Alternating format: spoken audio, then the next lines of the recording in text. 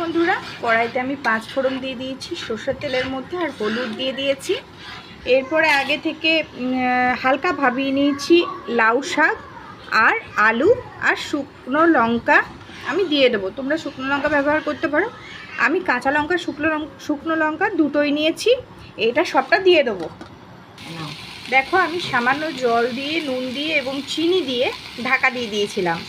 ভালো করে ডাঁটাগুলো সেদ্ধ হয়ে গেছে। এবারে আগে থেকে বেটে রাখা পোস্ত দেব। এই দেখো, আমি পোস্ত বাটা দিয়ে দিয়েছি। এবার আমি এটাকে ভালো করে মাখিয়ে নেব এবং ফুটতে দেবো। তার মাঝখানে একটু সামান্য জল দিয়েছিলাম, জল দিয়েছি দেখে নাও, খুব সামান্য পরিমাণ, যাতে পোস্তটা এটার সাথে মিশে যায় ভালো করে। দেখো বন্ধুরা, হয়ে গেছে আমার এটা। এরকমভাবে গামাখা হয়ে যাবে।